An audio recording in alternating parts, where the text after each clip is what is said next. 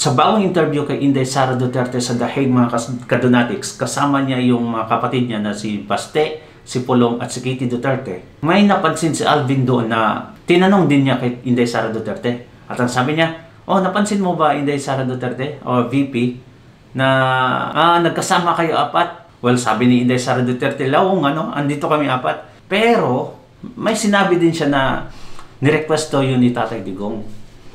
In Philippine culture, mga kadonatics, or maybe some part of the world, pag may mga ganyan kasi mga kadonatics na isang tao na if he's not feeling well or may dinaramdam, mga kadonatics, as much as possible gusto niya makita yung pamilya na mga kadonatics, lahat may masamang pangitain yan. And I really hope, mga kadonatics, and pray na mali ako. Pero yan talaga yung na-feel ko, mga kadonatics. By the time, narinig ko yun. I cannot blame myself. Hindi ako naniniwala sa mga ganyan, mga kadonatics. Pero usually, ganyan di ba? May mga senaryo na mga ganyan, mga kadonatics, na gusto mo makita yung mga taong malapit sa'yo. Because I feel like a little bit sad, mga kadonatics, nung narinig ko to. Though they are so happy in this interview, mga kadonatics, in this video, pero iba yung feelings ko Eto, panoorin natin. VP Inday, what is the reaction of your father when he saw his 4 children for the very first time since his illegal detention inside the ICC detention facility? Saya siya.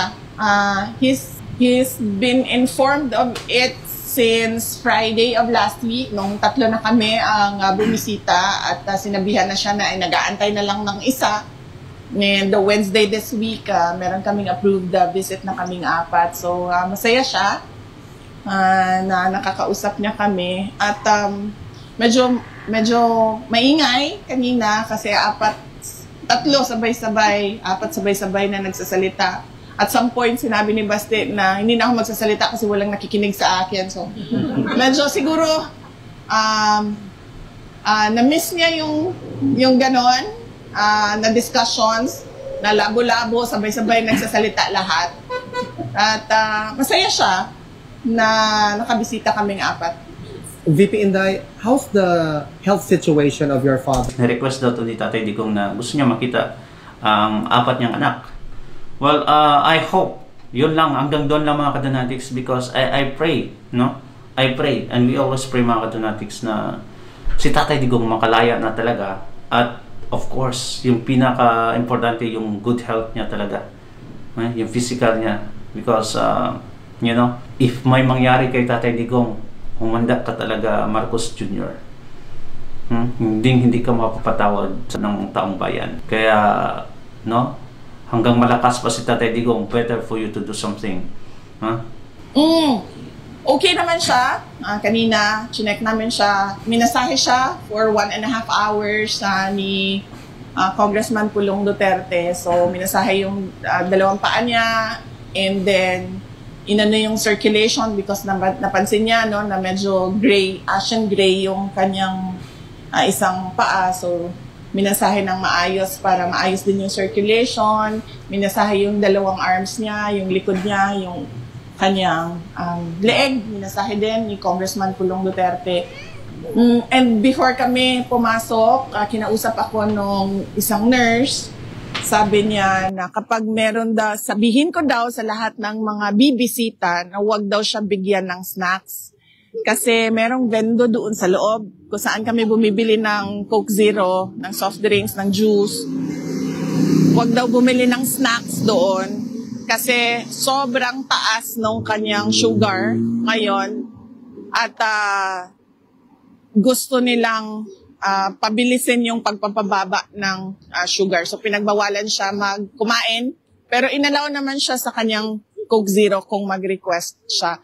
Basta ang sinabi lang nila is that minomonitor nila yung pagkain niya sa taas, kaya wag siyang bigyan ng snacks dahil hindi nila ma-monitor ang sugar doon. And nakikita nila nagsaspike yung kanyang blood sugar. So, pinagsabihan kami, wag mag-share ng snacks. VP, just to follow up on that, how do you feel personally when you saw all of your siblings together with your father to meet him for the very first time? Ako? Together with all of your siblings. Yes, personally, VP, sa'yo. How do you feel? Hindi ko naisip yun Hindi ko naisip yun First time ba natin na apat na with Papa? First time? First time since birth? Sa pagbisita, VP. Wala akong feelings. Wala. Hindi ko naisip yon. Pero ang sa akin lang is that kung ano yung makapagpasaya sa kanya, yun ang gagawin. So, nag-request siya ng personal na pagkikita na kaming 5. So, binigay namin. Nirequest talaga ni Tatay Digong mga Kadonatics. 5 pala. So, pati siguro yung asawa niya. Kaya, I'm sad upon hearing that mga Kadonatics. I'm a little bit sad because, you know, even though hindi ako naniniwala sa mga ganyan, pero nasa instinct yan ng tao mga Kadonatics. Pag hindi ka well, physically, gusto mo makita yung mga tao mga Kadonatics na mahal mo, malapit talaga sa'yo. Diba? Let's pray mga Kadonatics. Let's pray that Tatay Digong will do well physically, mentally mga Kadonatics as well. Sa kanya yon. Thank you, VP. VP, first time kasi na nakapanayam kayo since the dismissal of the impeachment, no? Ano yung naging reaction niya and any advice si Tatay Digong sa inyo now that the impeachment was dismissed, although there's a pending MR? Tagal na nun Wait lang. Na-inform mo siya, di ba, no? Oo. I think, ano sinabi? Hindi kasi na-discuss yung impeachment na yan. Extremely proud. Ayun yung sinabi. Extremely proud. Hindi kami nagkausap nung dismissal ng impeachment. Visit ata ni Kitty yun and siya yung nagbigay ng news kay President Duterte. Any advice for your future political plans? Tatay Digong? Wala kami pinag-usapan na 2028